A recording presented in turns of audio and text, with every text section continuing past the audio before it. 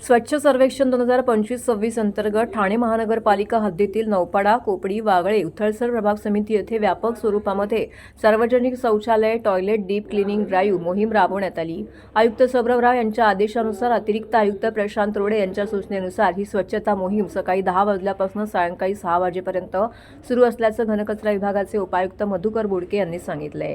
ही स्वच्छता मोहीम सकाळी 10 वाजता सुरू होऊन सायंकाळी 6 वाजेपर्यंत राबवण्यात आली। नागरिकांच्या आरोग्याच्या दृष्टीने अत्यंत महत्त्वाच्या असलेल्या सार्वजनिक शौचालयाची सखोल स्वच्छता, निर्जंतुकीकरण व परिसर सौंदर्यीकरण हा या मोहिमेचा मुख्य उद्देश होता।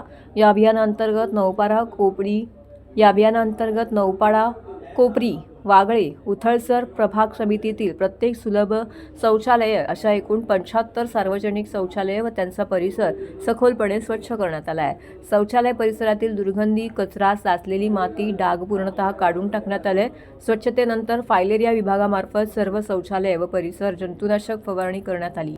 तसेच स्वच्छतेदरम्यान डांबर गोळी, air freshener, phenyl, acid, bleaching powder इत्यादी साहित्याचा वापर करून शौचालय निर्जंतुक, स्वच्छ व वापरास योग्य करण्यात आली आहेत।